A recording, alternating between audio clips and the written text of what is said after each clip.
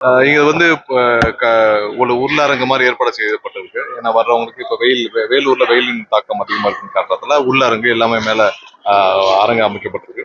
பொதுமக்கள் அனைவரும், அதாவது QR கோட் யார் யாருக்கு அனுமதி சீட்டு கொடுத்திருக்கோ அவர்கள் மட்டும் வர வேண்டும் என்று கேட்டுக்கொள்கிறோம். எல்லாரும் வந்து கர்ப்பிணி பெண்கள், குழந்தைகள், முதியவர்கள் யாரும் வர வேண்டாம் என்று தாழ்மையுடன் கேட்டுக்கொள்கிறோம். ஏன்னா எல்லாமே வந்து லைவ்ல டெலிகாஸ்ட் ஆகும், பிராட்காஸ்ட் ஆகும். உங்களுடைய பாதுகாப்பில் கருதி கண்டிப்பாக பெண்கள், குழந்தைகள், முதியவர்கள் யாரும் வர வேண்டாம். அனுமதி சீட்டு கொடுக்கப்பட்டவர்கள் மட்டும் வர வேண்டும். நாங்க கடந்த கூட்டங்கள் மாதிரியே தான் 4998 பேர், அந்த 5000 பேருக்கு கீழே உள்ள நம்பர்ல தான் நாங்க இந்த கூட்டத்தையும் நடத்த போறோம். ஒண்ணு இங்க வந்து உள்ளரங்காக அமைக்கப்பட்டுள்ளது.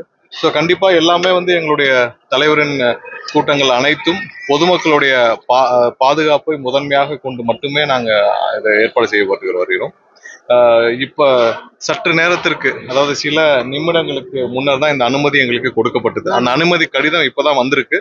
ஸோ அந்த அனுமதி கடிதத்தை பார்த்துவிட்டு விலாவரியாக எங்களுடைய தலைமையிலிருந்து ஒரு அறிவிப்பு வரும் என்னென்ன மாதிரியான. ஏன்னா இப்பதான் சில நிமிடங்களுக்கு முன்னதான் எங்களுக்கு அனுமதி கடிதம் வந்து மாவட்ட ஆட்சியர் கண்காணிப்பாளர், அதாவது SP ஆபீஸ்ல இருந்து சில நிமிடங்களுக்கு முன்னதான், அதாவது நாளைக்கு கூட்டம் இருக்கு, 24 மணி நேரத்துக்கு குறைவான நேரத்தில் தான் எங்களுக்கு வந்து அனுமதி கடிதமே வழங்கப்பட்டிருக்கு. சில நிமிடம் நீங்களே குறிப்பிட்டிருந்தீங்க சார்.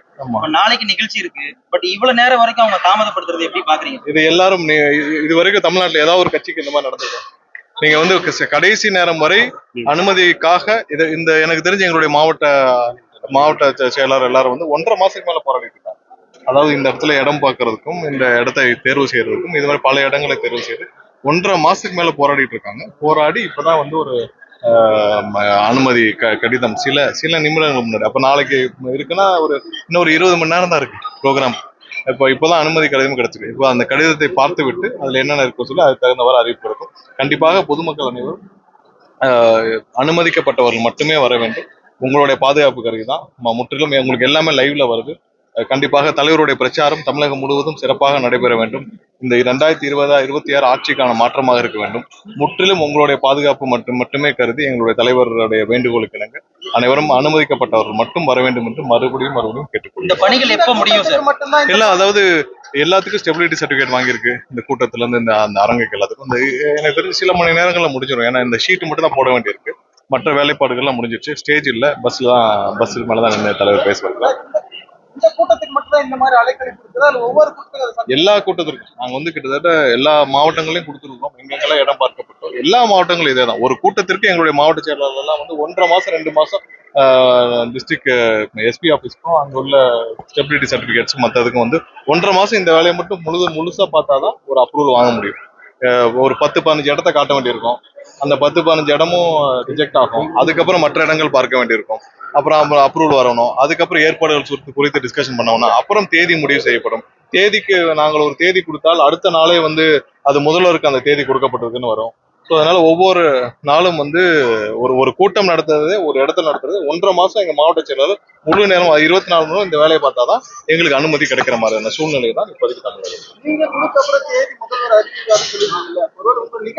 அதாவது இதேதான் எல்லா இடத்துலயும் இதேதான் நடந்துச்சு. 2 இடத்துல, அதாவது சேலத்துல இதே நடந்துச்சு, வேலூர்ல இதே நடந்துச்சு.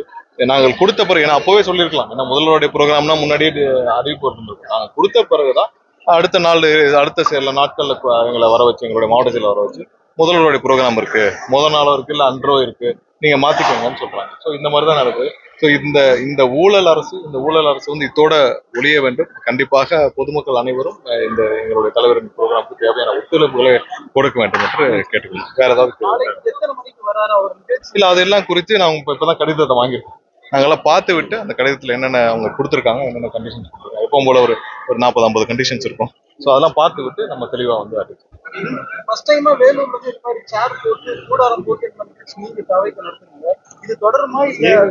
இல்ல, எல்லா இடத்துலயும் எவ்வளவு தூரம் எங்களுக்கு நடத்த முடியுதோ அந்த மாதிரியான பெரும்பாலான இடத்துல இதே மாதிரியான முயற்சிகள் நடந்துட்டு இருக்கு. கண்டிப்பா எங்களுடைய முன்னுரிமை பொதுமக்களுடைய பாதுகாப்பு தான். அதுக்கு நடத்தும். பார்த்துட்டு கண்டிப்பாக அது குறித்து ஒரு அறிவிப்பும் வரும். பொதுமக்களுக்கு தேவையான அறிவிப்புகளும் வரும். கண்டிப்பாக எல்லாத்துலயும் நாங்க எங்களுடைய தலைவருடைய ப்ரோக்ராம்ல இப்ப டூ வீலர்ல நிறைய பேர் பின்னாடி பின்தொடர்ந்து வராங்க, அவங்களுக்கு எங்களுடைய வேண்டுகோள், தயவு செய்து இந்த வர்றவங்க எல்லாம் வந்து டூ வீலர்ல வாகனங்கள்ல வர்றாங்க, அதை பின்தொடர வேண்டாம். ஆங்காங்கே வந்து காவல்துறை எங்களுக்கு அந்த ஒத்துழைப்பு தர வேண்டும். ஏன்னா ஹைவேஸ்ல வர்றாங்க, ஹைவேஸ்ல நிறைய பேர் டூ வீலர்ல பின்தொடர்ந்து வராங்க. அந்த அந்த நண்பர்களுக்கும் எங்களுடைய வேண்டுகோள், தயவு செய்து யாரும் பின்தொடர வேண்டாம். அது உங்களுடைய பாதுகாப்பு. கண்டிப்பாக தலைவருடைய ப்ரோக்ராம் வந்து பீஸ்ஃபுல்லா நடந்து முடிக்கணும். ஸோ அதனால அதுக்காக அந்த சேலத்திலே அதை நாங்க மிகுந்த சிரமத்துக்கு உள்ளானோம். இதுலயும் வந்து காவல்துறை அதை வந்து முறையாக டிராபிக் போலீஸ் அதை கண்ட்ரோல் பண்ணுது. என்ஹெச் ரோட்ல நாங்க போய் பேரிகேட் போட்டு நிப்பாட்ட முடியாது, இல்ல டோல்கேட்ல நாங்க போய் பேரிகேட் போட்டு நிப்பாட்ட முடியாது. ஸோ என்ஹெச் ரோட்ல நாங்க போய் எங்களுடைய வாலண்டியர்ஸை வச்சு ஒரு பேரிகேட்டை போட்டு தடுத்து நிறுத்த முடியாது. ஸோ அதை காவல்துறை தான் ஒரு சின்ன கயிறு வச்சு நிப்பாட்டினாலே போதும், அது நிறுத்தப்படும். ஸோ அதற்கும் எங்களுடைய வேண்டுகோளை தெரிவித்துக் கொள்கிறோம். வர டூ வீலர்ஸ் நிறைய வந்து இந்த நாளைக்கு வர்றப்ப அந்த மாதிரி டூ வீலர்ஸ் நிறைய வர்றதை வந்து கண்டிப்பாக தவிர்க்க வேண்டும் என்று தாழ்மை கேட்டுக்கொள்கிறோம். சார், இப்ப இவ்வளவு தூரம் சென்னையில இருந்து சாலை மார்க்கமா வர்றதா சொல்றாங்க நிர்வாகிகள் எல்லாம். இதுக்கு முன்னாடி அந்த மாதிரி இல்ல. இல்ல இங்க வந்து ஒன்லி வேலூர்ல இருக்கவங்க மட்டும் தான் நிறைய வர்றாங்க. டோல்கேட் இருக்கு, நிறைய இல்ல வேலூர்ல இருக்கிறவங்க மட்டும் தான் இங்க லோக்கல்ல வர்றாங்க.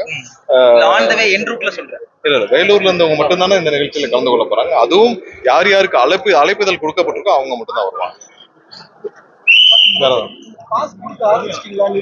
இல்ல அது எல்லாமே எங்களுடைய மாவட்ட நிர்வாகம் வாரியாக அங்கங்க வந்து ஒவ்வொரு கிராமத்துக்கும் யார் யாரோ அவங்க மூலியமா கொடுத்துட்டு இருக்காங்க. அதையெல்லாம் வேலிடேட் பண்ணி தான் உள்ள அனுப்பப்படும். அதையும் வந்து தாண்டி யாரும் இங்க அழைப்புதல் இல்லாமல் வர வேண்டாம்னு கேட்டுக்கொள்கிறேன்.